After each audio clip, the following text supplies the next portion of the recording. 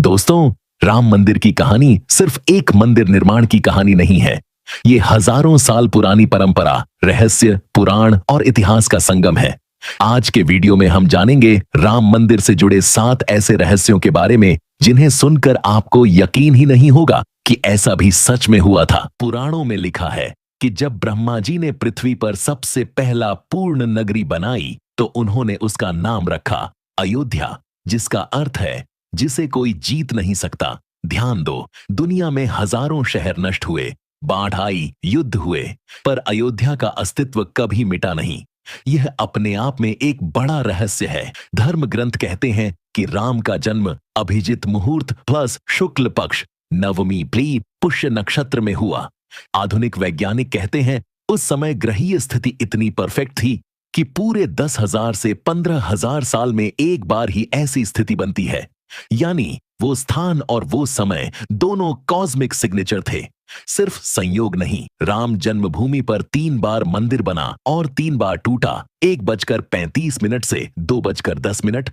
ऐतिहासिक रिकॉर्ड बताते हैं कि राम जन्मभूमि पर बना मंदिर लगातार 3 अलग अलग काल में तोड़ा गया। एक, पहली बार 11वीं शताब्दी, 2, दूसरी बार 14वीं शताब्दी, 3, तीसरी बार 16वीं शताब्दी। लेकिन रहस्य यह है, हर बार मंदिर टूटता लेकिन रामलला की पूजा बंद नहीं होती। स्थानीय लोग किसी न किसी रूप में पूजा करते रहे।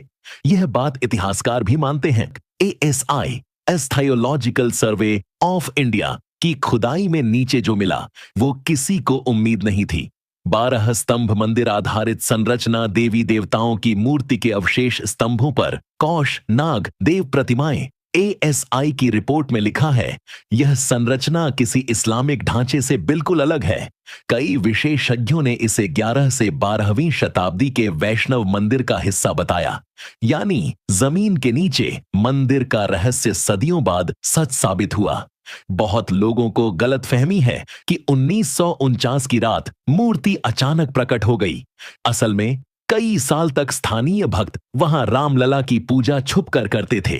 धीरे धीरे भक्तों की संख्या बढ़ी और एक दिन मूर्ति को सार्वजनिक रूप में रख दिया गया। यानी प्रकट होना शाब्दिक रूप से चमत्कार नहीं बल्कि भक्ति का चरम रूप था।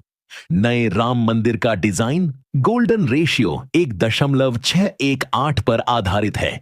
ये वही अनुपात है जिसे दुनिया डिवाइन रेशियो कहती है, जिसका प्रयोग पिरामिड्स, ताजमहल और कई प्राचीन मंदिरों में हुआ। मतलब राम मंदिर का आकार कला प्लस गणित प्लस आध्यात्मिक ऊर्जा तीनों के संतुलन पर बना है। इसे हिंदू वास्तुकला में शिल्प शास्त्र का सर्वोच्च रूप कहा जाता है। राम मंदिर का गर्भगृह शून्य कक्ष एनर्जी चेंबर के ऊपर बनाया गया है।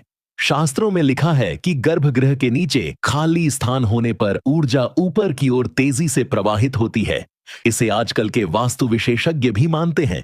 मंदिर में प्रवेश करते ही लोग जो शांति महसूस करते हैं उसे कुछ विद्वान एनर्जी रेजोनेंस कहते हैं। तो दोस्तों, राम मंदिर सिर्फ पत्थरों से बना भवन नहीं है, ये इतिहास, आस्था, गणित और पुराणों का जीवित प्रमाण है।